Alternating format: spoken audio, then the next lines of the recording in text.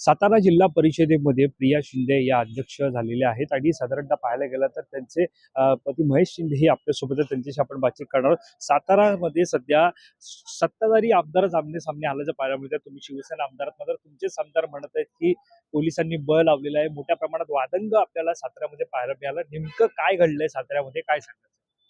स्थानिक स्वराज्य संस्थांच्या निवडणुका जाहीर झाल्या. त्याच्यामध्ये आपण पाहिलं की राज्य पातळीवरती आदरणीय मुख्यमंत्री देवेंद्र फडणवीस साहेब, एकनाथ शिंदे साहेब आणि अजितदादा पवार त्यावेळेला होते. त्या तिघांनी बसून निर्णय केला की मैत्रीपूर्ण लढत करायची, कोणीही टोकावरती जायचं नाही, एकमेकावरती वाईट टीका करायची नाही आणि पुन्हा सगळ्यांनी एकत्र यायचं.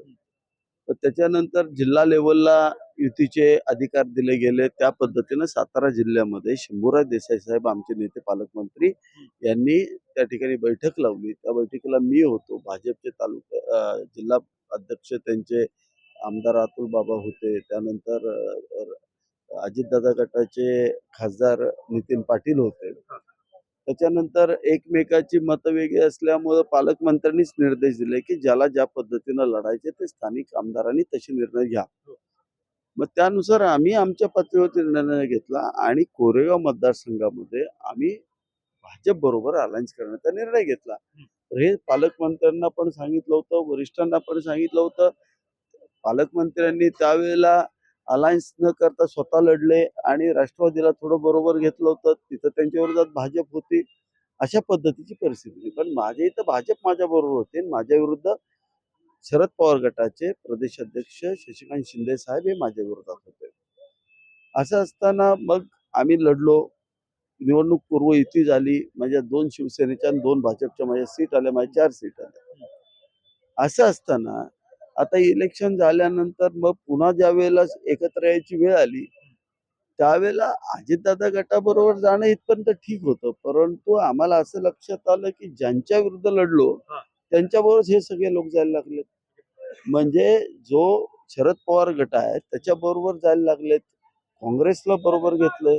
हे घेतल्यानंतर थोडंसं आम्ही निर्णय घेतला की आम्ही ज्या लोकांबरोबर आपण एकत्र लढलोय निवडणूक त्यांच्याबरोबर जाण्याचा निर्णय घेतला.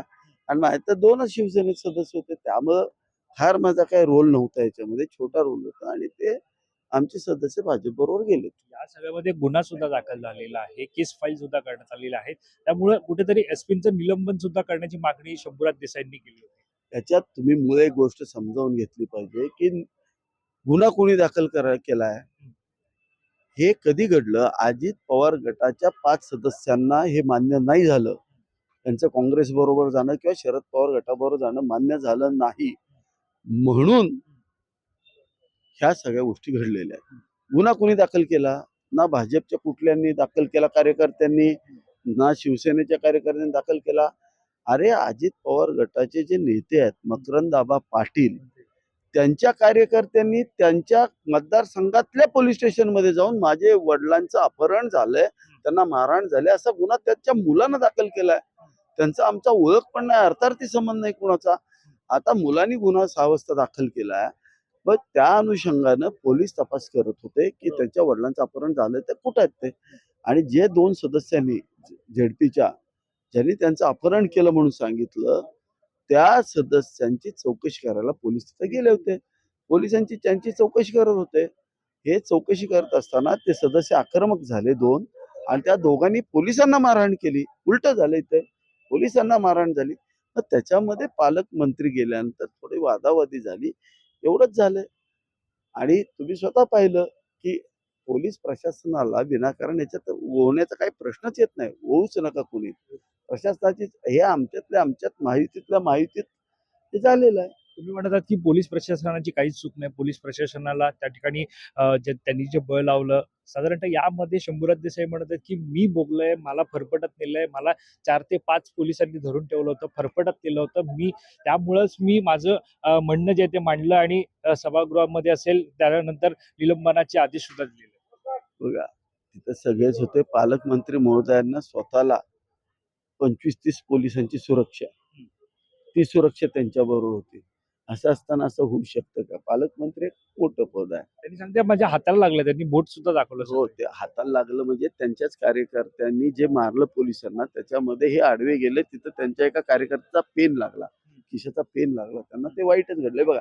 हे बघा हे घडलेलं काय चांगलं नाही घडलेलं, परंतु ह्याला राजकीय रंग आहे. ह्याला प्रशासनाचा काय संबंध? एसपी तर मला वाटते तिथं नसतील, पण मला वाटतंय अर्थात ते जागेवरती जे निर्णय झाले ते झालेले आहेत. हे ज्यांनी गुन्हा दाखल केला ना, त्यांची भूमिका काय आहे? त्यांच्याच पक्षाच्या लोकांनी गुन्हे दाखल केलेले आहेत.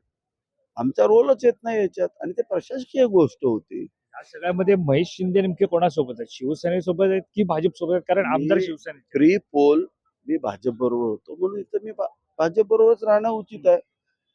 सरळ आहे, मी शिवसेनेचंच आहे, पण आमचं इलेक्शन पूर्व मग मला त्याच वेळेला सांगायचं, इलेक्शन पूर्व तुम्ही हे करू नका, युती करू नका यांच्या बरोबर. नंतर आम्ही कशी करणार? उद्या आम्हाला ज्या निवडणुका लढायच्या त्या शशिकांत शिंदेच्या विरोधात लढायचे. ते शरद पवार गटाचे प्रदेशाध्यक्ष आहेत.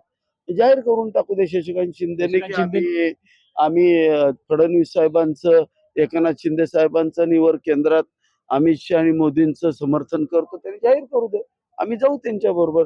काँग्रेसच्या सदस्यांनी, काँग्रेसवाल्यांनी जाहीर करू दे की आम्ही यांचं समर्थन करतो, आम्ही जाऊ त्यांच्या बरोबर.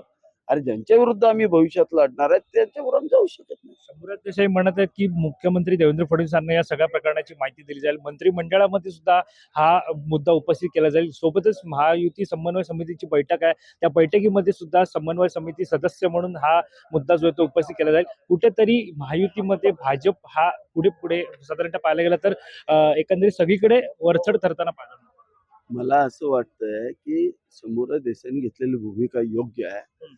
त्यांनी हे बाहेर मीडिया पुढे बोलण्यापेक्षा हे सगळं समन्वय समितीत बोललं तर चर्चेतनं मार्ग निघत जात असतात.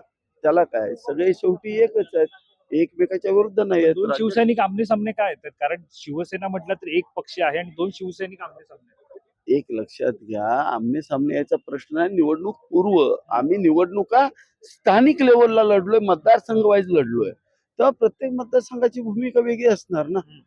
त्यांच्या विरोधात भाजप होतो म्हणून त्यांची भाजपच्या विरोधात भूमिका आहे. माझ्या बरोबर भाजप आहे माझ्या इथे, त्यामुळे माझी भाजप बरोबर जाण्याची भूमिका योग्यच आहे. शेवटचा प्रश्न, शशिकांत शिंदेनी आंदोलनाचा इशारा दिला आहे सातारा. शिंदे साहेबांना ती सवय, आता विरोधी पक्षाला तेवढं तरी काम केलंच पाहिजे की विरोधी पक्षाने काम केलंच पाहिजे, आंदोलन त्यांनी केलं पाहिजे. त्यांना शुभेच्छा आहेत माझ्या. नक्कीच सर, धन्यवाद आमच्याशी बातचीत केल्यानंतर. कॅमेरा पर्सन अजय सर, मी वैभव पाटील, मुंबई.